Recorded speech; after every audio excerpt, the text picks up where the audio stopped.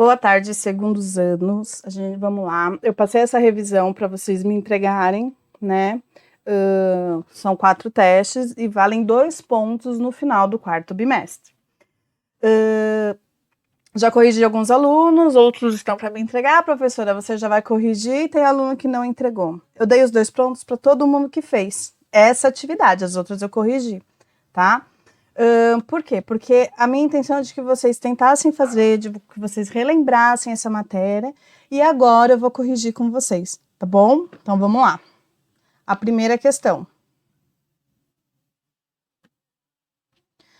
Marque a alternativa em que a organela celular e sua função não estão relacionadas adequadamente. Dica! Quando a gente lê, principalmente quando tem muitas questões, por exemplo, no vestibular ou numa prova teste aí, a gente costuma não ler pausadamente ou com cuidado. Então aí você lê correndo, marca a alternativa, organela celular, sua função. Aí você lê o primeiro, mitocôndria e respiração celular. Mitocôndria e respiração celular, tá certo? Alternativa A.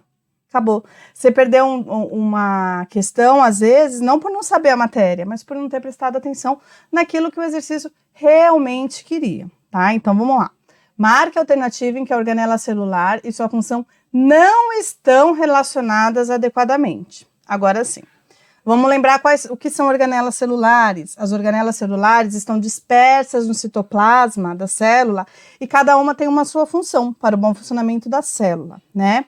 Aqui nesse exercício nós já conseguimos recordar algumas delas, tá? Então a mitocôndria, ela produz energia através da respiração celular, tá ok?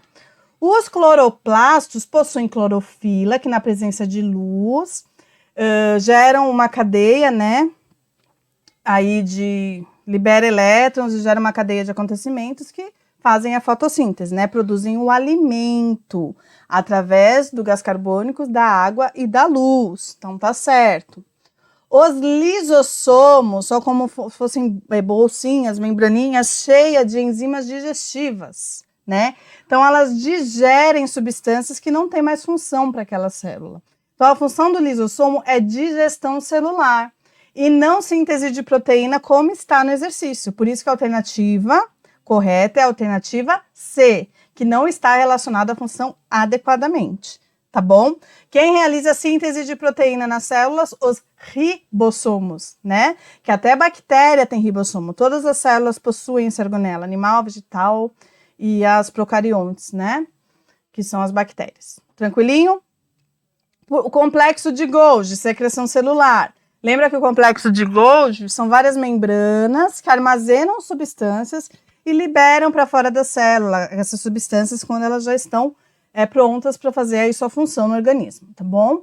E o retículo endoplasmático, existem 2 tipos, né? O liso e o rugoso. O liso produz lipídios, ocorre síntese de lipídios, e o rugoso possui ribossomos aderidos, né? Que produzem proteína por esse motivo, tá? E transportam substâncias por dentro da célula aí, tá?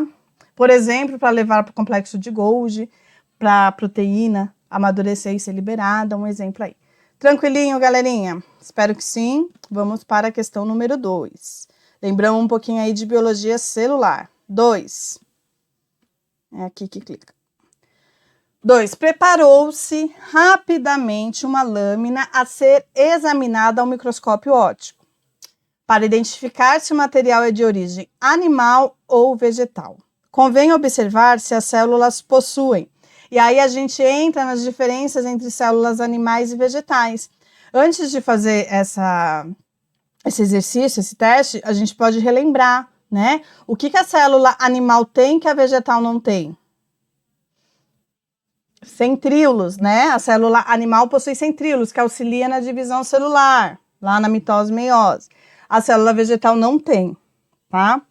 O que a célula vegetal possui que a animal não possui? Os cloroplastos, né? Que são responsáveis pela fotossíntese e produção de alimento. Parede celular, que só célula de bactérias e vegetais possuem. E o vacúolo, né? Que é como se fosse uma bexiga cheia de água, que auxilia o equilíbrio osmótico da célula e armazena sais minerais e substâncias para ela, né? Então, eu preciso achar uma dessas organelas ou estruturas celulares que eu acabei de falar. Então, vamos ver. Núcleo, tanto animal quanto vegetal tem. Membrana celular, que é o que reveste a célula, as duas possuem. Parede celular, como eu já tinha revisto, só as vegetais e as bactérias têm. Então, se tem parede celular e eu quero saber se essa célula é animal ou vegetal, eu já sei que é uma célula vegetal. Então, alternativa C de casa, parede celular, tá bom? Mitocôndria, as duas possuem, e os nucléolos dentro do núcleo também, tanto animal quanto vegetal tem. Tranquilinho? Continuando nossa revisão. 3. Aí a gente entra na genética, que nós fizemos muita primeira lei de Mendel. Tem um exercício aí de primeira lei de Mendel para a gente resolver novamente. A cor da porção suculenta do caju é determinada por um par de alelos. O alelo recessivo condiciona a cor amarela, então é representado pela letra minúscula, por exemplo, azinho, azinho, né? E o dominante pela cor vermelho, representado pela letra maiúscula, azão, alguma coisa.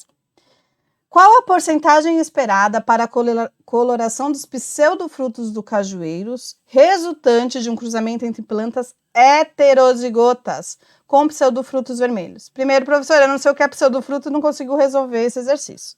Mentira. Porque saber ou não o que é pseudofruto não vai influenciar em fazer esse exercício. Pseudofrutos são frutos não verdadeiros, vocês vão ver isso no 3º ano, tá? O fruto, ele é o desenvolvimento do ovário da flor. Então, após a fecundação do ovário, né, da flor, grão de pólen e oosfera se unem e vão formar a semente,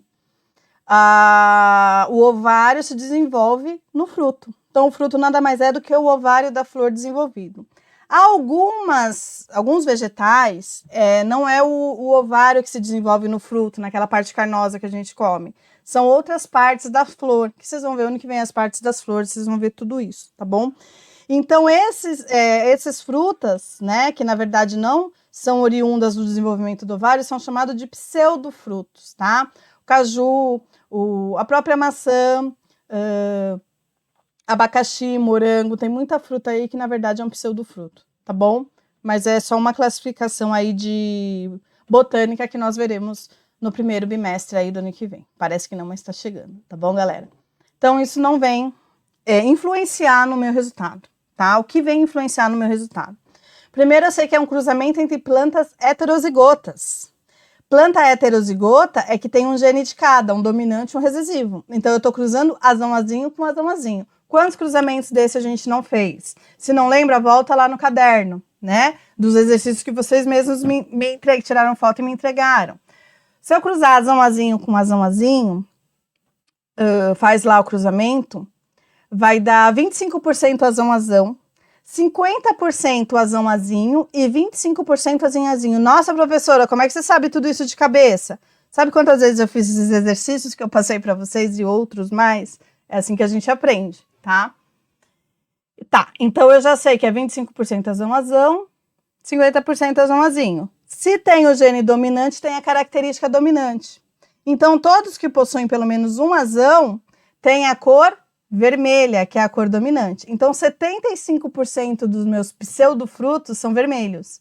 E os outros 25%, que é 1/4 do meu cruzamento, são azinho-azinho, vão ser 25% de cajus amarelos. Alternativa C de casa, tá bom? Só relembrando aí a primeira lei de Mendel, um cruzamento heterozigótico que nós fizemos bastante. Eu fiz bastante com vocês na lousa, eu fiz até no papel.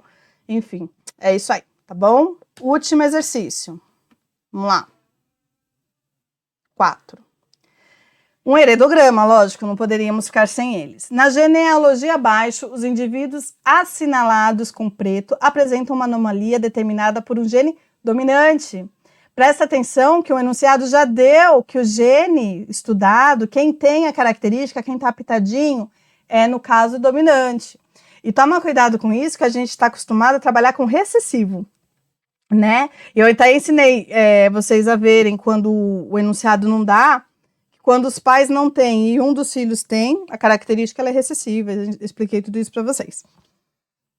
Nesse caso, se eu olhar o heredograma, eu não sei se a característica é dominante ou recessiva. Não tem como saber. Por isso que ele dá no enunciado, que é dominante, tá bom?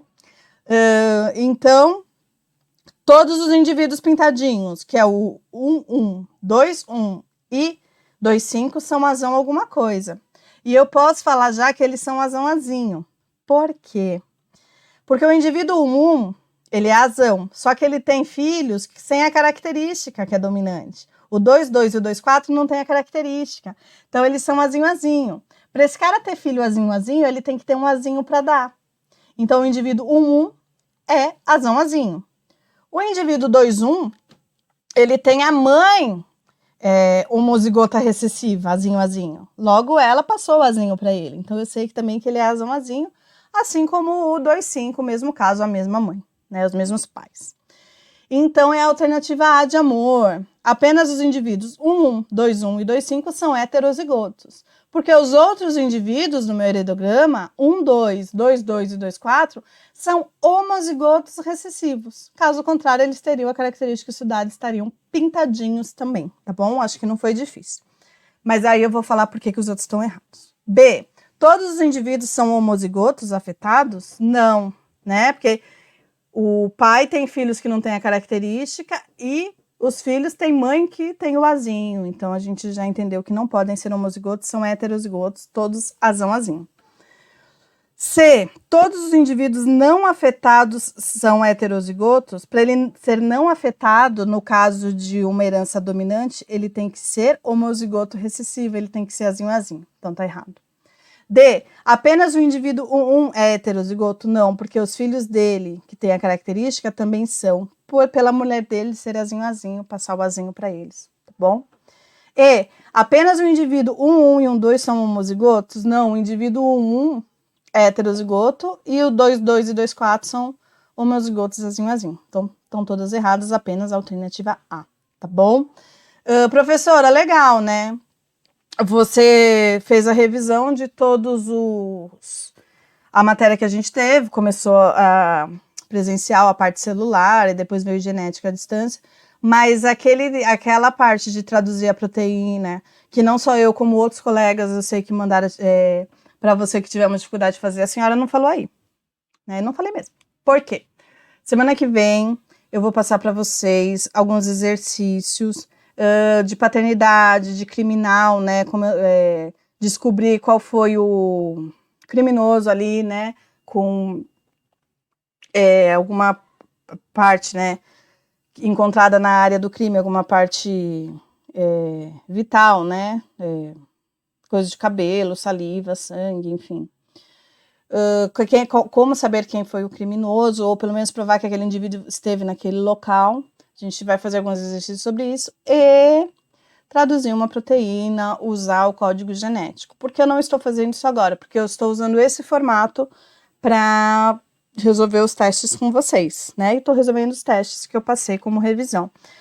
E eu vou ter que fazer com vocês daquela forma, né? A folha de papel, gravando a folha de papel e resolvendo exercício. Aí vocês vão ver o código genético e a resolução dele, né? A tradução da proteína, a formação dos aminoácidos, eu acho que vai ser mais fácil, tá? Então eu vou trabalhar com isso semana que vem. Outra coisa, quem já entregou todos os exercícios, eu já devolvi a nota, parabéns, tá tranquilo. A gente vai ver como é que vai ser a recuperação em dezembro, se vai ser todos os alunos, se não vai ser, mas enfim, já tá tudo certo. Quem me deve exercício do quarto bimestre pode fazer, pode mandar, tá valendo a mesma coisa, tá tranquilo. Tiver dúvida, não conseguiu atividade, não está acessando o Classroom, me chama no WhatsApp, eu estou atendendo todo mundo no WhatsApp, vocês sabem disso, já faz tempo que eu estou fazendo isso. E segundo e terceiro bimestre, eu não peguei provão, já passou o prazo, tô sem nota com você, tô com falta, abre o Classroom e faz a atividade. Tá com dúvida de qual é a atividade segundo do terceiro, para tirar falta, para ter nota? Me chama, que eu mostro as atividades que faltam no Classroom para você com o seu nome e falo aquilo que você tem que fazer, tá bom? Aproveita aí até o final desse mês para pôr em dia, não só a minha matéria, mas todas as outras que forem possíveis. Estou aceitando tudo que está no Classroom. Estão todas as atividades abertas e eu estou vendo 1 até 2 vezes por semana quem me entrega e estou atualizando nota no SED, no sistema. Ah, mas às vezes não vem, porque a escola tem que parear o que eu fiz para aparecer para vocês. Mas estou atualizando e vai aparecer aí, pode ficar tranquilo, tá bom? Boa semana, segundos anos, até semana que vem, tá? Com testes de paternidade, fingerprint e tradução da proteína, tá? Código genético. E não deixem de terminar o ano, tá? Não vão deixar para a última hora, porque já tá na última hora, né? Então, a última hora é dezembro e aí a gente nem sabe como é que vai ser direito, né? A demanda chega, a gente passa para vocês. Então, aproveita essas semanas aí para terminar tudo direitinho. Bom descanso a todos. Fui.